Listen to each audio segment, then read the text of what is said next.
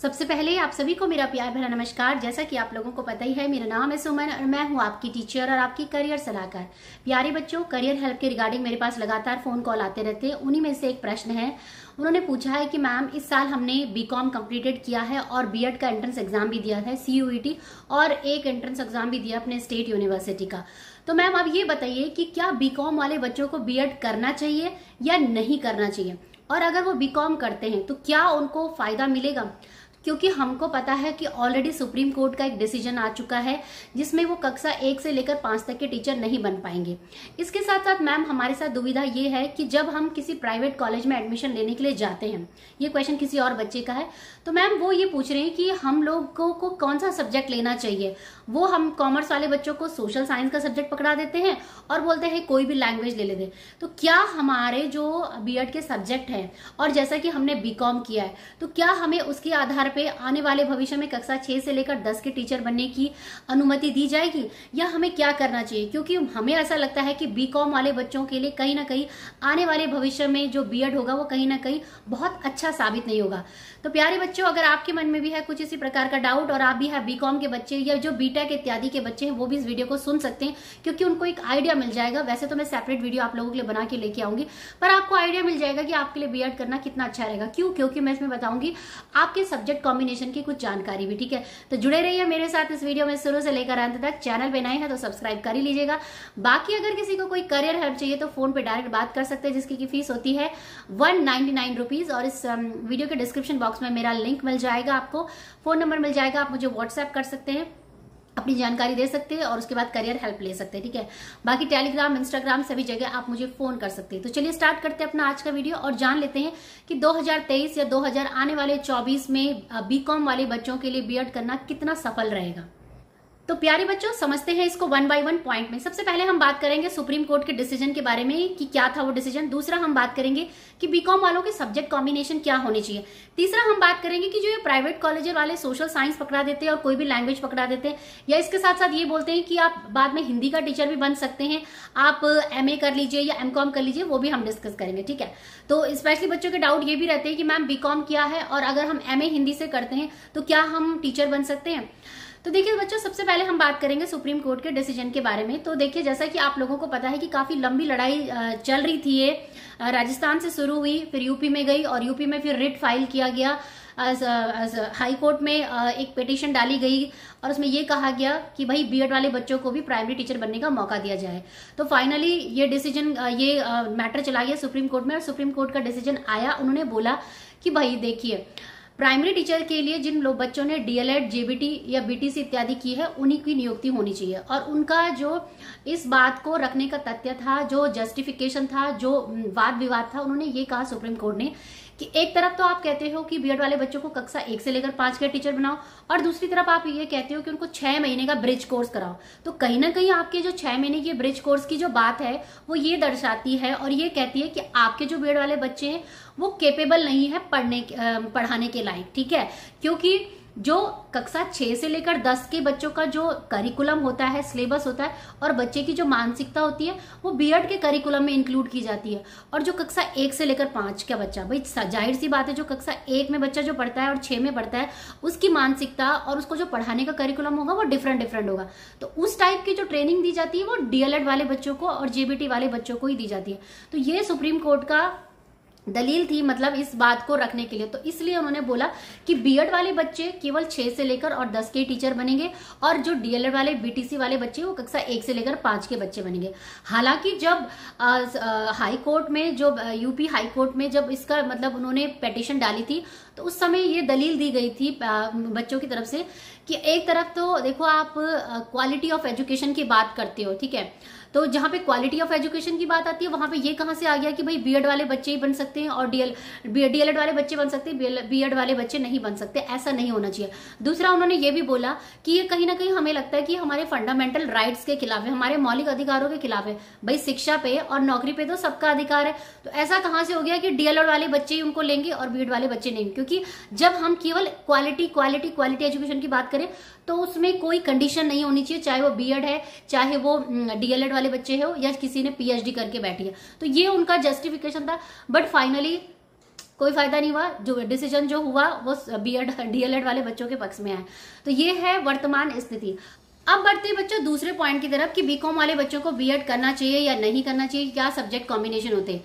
तो देखिए बच्चों, साफ साफ कह देती हूँ कि जब तक आपकी पीआरटी यानी कक्षा 1 से लेकर 5 तक में एक आस थी कि आप लोग भी टीचर बन पाएंगे बाकी सोशल साइंस और साइंस के टीचर की तरह, तब तक के लिए तो आपके लिए बीएड बहुत अच्छा था। लेकिन अब आपका जो बीएड है कहीं ना कहीं आप लोगों के लिए एक चुनौतीपूर्ण बन जाएगा। क्यों बन जाएगा उसे मैं समझाती हूँ आपको इस उदाहरण से।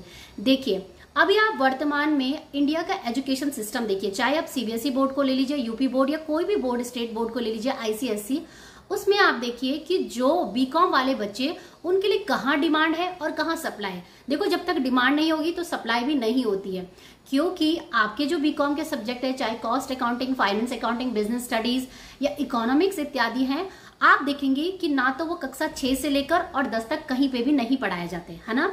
आपके जो सब्जेक्ट है वो 11वीं और 12वीं में ही पढ़ाए जाते हैं। तो कहीं ना कहीं सीधा सीधा मतलब ये निकलता है कि अगर आप बीएड कर भी लेते हैं तो बीएड करने के साथ साथ आपको अपना एमकॉम भी करना पड़ेगा। जब आप अपना एमकॉम करेंगे, चाहे आप कॉस्ट अकाउंटिंग या फाइनेंस अकाउंटिंग में करेंगे या इकोनॉमिक्स में करेंगे, तभी जाके आपको फायदा होगा, क्योंकि इसकी जो रिक्वायरमेंट है वो निकलती है, चाहे केंद्रीय विद्यालय में निकल गए, नवोदय विद्यालय में, या स्टेट लेवल पे, या जितने भी एकलव्य रेजिडेंशियल स्कूल है, DSSS भी, वहां पे मतलब 11वीं और 12वीं की निकलती है। तो अगर आप बीकॉम करते हैं, बीएड करने का सोच रहे हैं और फिर अगर एमकॉम भी करते हैं बीएड, तो तब तो आपके लिए एक उम्मीद है कि 11वीं और 12वीं के टीचर बनने के लिए आप कहीं ना कहीं अप्लाई कर सकते हैं। अब रही बात कक्षा 6 से लेकर 10 तक, तो देखो 6 से लेकर 10 तक आपका कॉस्ट अकाउंटिंग, फाइनेंस अकाउंटिंग या कोई भी इकोनॉमिक्स का कोई सब्जेक्ट नहीं होता है। लेकिन अब बच्चों का प्रश्न ये है कि मैम, तो फिर जब हम बीएड में एडमिशन लेते हैं बीकॉम वाले बच्चे, तो ये यूनिवर्सिटी वाले, चाहे वो प्राइवेट है और ये सरकारी वाले, ये हमको क्यों बोलते हैं कि आप लोग अपना जो पेडागॉगी सब्जेक्ट होता है, ठीक है, जैसे कि बीएड में बोलते हैं टीचिंग सब्जेक्ट, ठीक है, पेडागॉगी या पेडागॉजी, कुछ बच्चे बोलते हैं मैम को बोलना नहीं आता, चलो इट्स ओके, ठीक है। तो वो ये बोलते हैं कि मैम फिर हमको वो कॉमर्स वाले सब्जेक्ट क्यों देते हैं। और कभी कभी कुछ प्राइवेट यूनिवर्सिटी वाले तो ऐसे महान है, वो बोलते हैं कि कोई बात नहीं, आप ऐसा करो, सोशल साइंस ले लो और इंग्लिश ले लो और बीएड कर लो। तो मैम क्या ये आपके लिए वर्थ होगा? देखो बच्चों, मैं आपको साफ शब्दों में बता देती हूँ कि जो भी कॉलेज वाले, यूनिवर्सिटी आपको बोलते हैं कि आप सोशल साइंस को ले लो और इंग्लिश सब्जेक्ट ले लो और बीएड कर लो तो आप टीचर बन पाओगे। देखिए, NCTE, जिसे कि हम जानते हैं national council of teacher education, जो कि बोर्ड है जो कि टीचिंग डिपार्टमेंट को देखता है, उनकी गाइडलाइंस क्या बोलती है। जो बच्चा कक्षा 6 से लेकर 10 का टीचर बनना चाहता है, यानी कि ट्रेन्ड ग्रेजुएट टीचर बनना चाहता है, वो जो भी सब्जेक्ट अपने बीएड में लेगा, ठीक है, जो भी सब्जेक्ट अपने बीएड में लेगा एज अ पेडागॉगी सब्जेक्ट, यानी कि टीचिंग सब्जेक्ट, वो सब्जेक्ट उसने अपने ग्रेजुएशन में पढ़े होने चाहिए। अब आप लेते हो सोशल साइंस, तो सोशल साइंस जब आपने ग्रेजुएशन में पढ़ा ही नहीं होगा, तो आप बीकॉम लेने के बाद सोशल साइंस अगर आप बीएड में पढ़ भी लोगे तो आप टीचर कैसे बनोगे, है ना। तो कहीं ना कहीं मतलब क्या है कि आप बेवकूफ बन गए, ठीक है, मतलब आपके पास बीएड की डिग्री है लेकिन आप बीएड वो आपका किसी काम का नहीं होगा। अभी जो केंद्रीय विद्यालय की वैकेंसी निकली थी, चाहे DSSS भी की है, सब जगह उन्होंने यही लिखा है कि मान लीजिए किसी ने सोशल साइंस का टीचर बनना है, तो सोशल साइंस के जो 4 कोर सब्जेक्ट थे, history, geography, political and economics, वो ये कह रहे हैं कि इन 4 सब्जेक्ट में आपके 2 कॉम्बिनेटेड सब्जेक्ट होने चाहिए। अब कुछ बच्चे ऐसे भी थे जिनका बीकॉम नहीं था, उनका बीए था, ठीक है, उनका आर्ट्स में ही बीए था, लेकिन उन लोगों को भी जब केंद्रीय विद्यालय का फाइनल रिक्रूटमेंट हुआ, उनकी नियुक्ति नहीं की गई। क्यों नहीं की गई? क्योंकि इन बच्चों ने देखो कैसे सब्जेक्ट लिए हैं, उन्होंने ले लिया साइकोलॉजी, फिलॉसफी, एजुकेशन, सोशियोलॉजी, इस तरीके से। तो वो ये कहते हैं कि जिन्होंने सोशल साइंस का टीचर बनना है ना, यही 4 कोर सब्जेक्ट एज ए कम्बिनेटेड होने चाहिए। हिस्ट्री के साथ या तो आप पॉलिटिकल ले लो, या ज्योग्राफी ले लो, या इकोनॉमिक्स ले लो, उसी प्रकार से ज्योग्राफी के साथ ऐसे। तो कहने का मतलब ये हिस्ट्री और ज्योग्राफी के साथ कॉम्बिनेशन 2 करने हैं आपको। आप हिस्ट्री के साथ फिलॉसफी ले लो और इंग्लिश ले लो, तो वो आपका बात नहीं बन पाएगा जब आप सोशल साइंस के टीचर बनने। हाँ, लेकिन अगर आपने जैसे हिस्ट्री के साथ इंग्लिश लिया, मान लीजिए इंग्लिश ली है, तो तब आप इंग्लिश के टीचर तो बन पाओगे क्लास 6 to 10 ग्रेजुएशन की बात कर रही हूँ मैं, ठीक है। तो मतलब इंग्लिश 3 इयर्स आपने कंटिन्यू पढ़ा होना चाहिए। तो इसी तरीके से मतलब हर एक सब्जेक्ट के लिए कॉम्बिनेशन है। तो यहाँ पे मैं समझा रही हूँ आपको कॉमर्स वाले बच्चों के लिए। उसी प्रकार से बीटेक वाले बच्चे भी पूछते हैं। देखो बीटेक वाले बच्चों के लिए भी सेम यही है कि क्या उनको बीएड करना चाहिए। तो देखो बीएड उनका बेसिकली आप बन पाओगे या तो मैथ्स के टीचर। तो मैथ्स के टीचर के लिए भी वो यही बोलते हैं कि आपने अगर मैथ्स का टीचर बनना है तो आपने as a physics as a combinated subject लिया होना चाहिए और वो 2 इयर्स कंटिन्यू पढ़ा होना चाहिए, ठीक है। तो जो बच्चे 2023 में सुप्रीम कोर्ट के डिसीजन आने के बाद बीएड करने जा रहे हैं, जरा सोच समझ के बीएड करें, क्योंकि अब उनका कक्षा 1 से लेकर 5 तक का सपना तो टूट ही चुका है, ठीक है। तो ये मैं आपको बताना चाहती हूँ बच्चों कि ये आपका बीकॉम वाले बच्चों के लिए है कि भाई सोशल साइंस पकड़ा देते हैं, इंग्लिश टीचर बोल देते हैं कि इंग्लिश ले लो, इंग्लिश टीचर बन जाएंगे। इंग्लिश टीचर बनना है तो आपका ग्रेजुएशन में भी 3 इयर्स पढ़ा होना चाहिए। अब रही बात हिंदी के टीचर बनने के लिए, भाई बीकॉम कर लिया, बीएड कर लिया, क्या हिंदी के टीचर बन जाएंगे। तो हिंदी के टीचर बनने के लिए बच्चों ऐसा होता है कि आपको अगर आपने टीजीटी बनना है, कक्षा 6 से लेकर 10 का बनना है, तो तब तो वो ये बोलते हैं कि आपने ग्रेजुएशन में हिंदी एज ए 3 इयर्स पढ़ा होना चाहिए, या कहीं कहीं स्टेट में ऐसा होता है कि आपने उसके साथ एज ए कम्बिनेटेड सब्जेक्ट संस्कृत भी पढ़ा होना चाहिए, ठीक है। स्टेट की बात कर रही हूँ। और अगर पीजी लेवल पे बनना है तो पीजी लेवल पे वो 2 ही चीज मांगते हैं। सबसे पहली चीज मांगते हैं कि आपने पीजी हिंदी में किया हो और आपने बीएड किया हो। लेकिन अगेन सिर्फ वो ये बोलते हैं कि आपने बीएड किया होना चाहिए। वो ये नहीं लिखा रहता उसमें कि जब आप बीएड करेंगे तो आपने जो बीएड में जो एज अ पेडागॉगी सब्जेक्ट पढ़ा है, मतलब वो हिंदी भी होना चाहिए। तो ऐसे कोई भी क्लैरिटी उन्होंने नोटिफिकेशन में नहीं दी रहती है। तो कहने का तात्पर्य ये है कि कहीं ना कहीं ये अपने आप में एक विरोधाभास पैदा करता है कि भाई आप टीचर कैसे बनेंगे। अगर आपने बोल रहे हैं कि बीएड किया, तो बीएड तो सबसे पहले ग्रेजुएशन के आधार पे बच्चे करते हैं, और अगर ग्रेजुएशन में हिंदी ली होगी तो तभी बच्चा बीएड में हिंदी एज अ पेडागॉगी ले पाएगा। तो मतलब कहीं ना कहीं ये है कि एक कंफ्यूजन जैसा क्रिएशन है। फिलहाल के लिए जितनी भी रिक्रूटमेंट आई है अभी तक, जिन बच्चों ने बीकॉम किया है या बीएड किया है और जैसे एमए हिंदी से कोई कर लेते हैं, तो यह जितनी भी रिक्रूटमेंट आई है वो यही बोलते हैं कि आपका मास्टर जिस सब्जेक्ट में है और आपका बीएड होना चाहिए तो आप पीजी टीचर के लिए अप्लाई कर सकते हो, ठीक है। तो ये है बच्चों आपके बीकॉम वाले बच्चों के लिए कि 6 to 10 के टीचर तो आप नहीं बन पाओगे, ठीक है। प्राइवेट कॉलेजेस वाले आपको एडमिशन दे देते हैं, दैट इज देयर रिस्पॉन्सिबिलिटी और इट्स योर कॉल। 1 to 5 के टीचर आप भी नहीं बन पाएंगे, और जो बीएड वाले बच्चे हैं जिन्होंने चाहे वो सोशल साइंस के वो भी नहीं बन पाएंगे। तो 11वीं और 12वीं ही आपके पास ऑप्शन बच जाता है। तो बच्चों आप देख लो कि आपको बीएड करना चाहिए या नहीं करना चाहिए। देखो 2 साल आप बीएड में लगाओगे, फिर उसके बाद 1 साल जाके कहीं ना कहीं सीटेट का एग्जाम निकलेगा। सीटेट का एग्जाम होने के बाद कभी कोई वैकेंसीज आएंगी विद इन 2 ईयर, जैसे केवीएस में हर 2 साल में आती है, DSSS में आ ही जाती है। उसके बाद जाके कहीं आपकी नियुक्ति हुई, तो 4-5 साल आपके मतलब बीएड शुरू होने से लेकर और जब तक आपका कहीं पे अपॉइंटमेंट होता है इसमें 4-5 साल लग जाएंगे। तो देखिए जहां पे आप इतने 4-5 साल दे रहे हो और सिर्फ 11वीं और 12वीं के टीचर ही बन पाएंगे, तो कहीं ना कहीं आप ये समझ लीजिए कि आप एक बहुत लंबी लड़ाई लड़ रहे हैं।